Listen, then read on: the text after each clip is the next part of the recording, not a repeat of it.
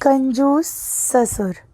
गांव के सबसे अमीर लेकिन सबसे बड़े कंजूस सेठ यानी रामलाल दास ने अपनी बेटी नैना की शादी शहर में एक होनहार लड़के आर्यन से तय कर देती है।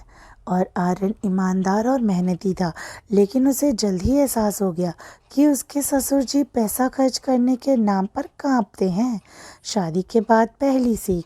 शादी के बाद जब आर्यन और नैना पहली बार ससुराल आए तो उन्होंने सोचा कि शानदार दावत होगी, लेकिन रामदास ने सिर्फ सूखी रोटी और दाल परोसी। आर्यन को झटका लगा, लेकिन वह चुप रहा। दहेज का सच। आर्यन ने सोचा कि उसकी शादी में लाखों खर्च हुआ होगा, लेकिन जब उसने पूछा तो ससुर जी हंसते हुए कहा, अरे बेटा, शादी तो गुपचुप मंदिर में हुई थी। हमने बस चाय और बिस्किट ही खिलाए थे। नया घर, लेकिन कंजूसी बरकरार। आर्यन और नैना नए घर में रहने चले गए। एक दिन ससुर जी मिलने आए तो देखा कि आर्यन के घर में पंखा चल रहा है। उन्होंने तुरंत पंखा बंद कर दिया और बोले, बेटा, हवा तो खिड़की से भी आ रही है, ये बिजली फालतू क्यों चला रहे हो? तोहफा या ताना? दिवाली पर गोपाल जी अर्जुन को तोहफा देते हैं।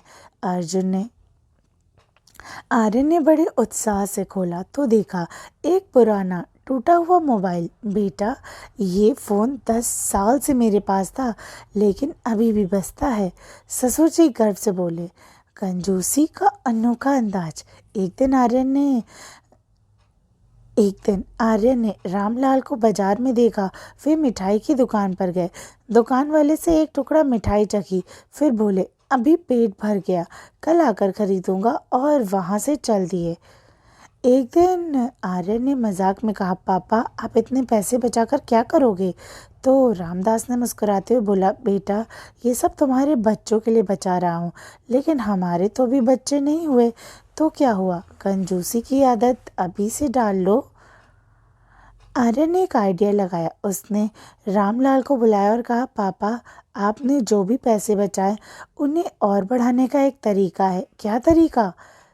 ससुर जी की आंखें चमक उठी।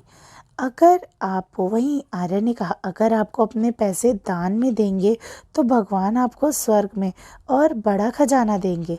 ससुर जी चौंक गए और बोले, अरे बेटा, स्वर्ग जाने के बाद कौन देखेगा कि वहाँ खजाना मिला कि नहीं? मैं यहीं रहकर ही बचत करूँगा।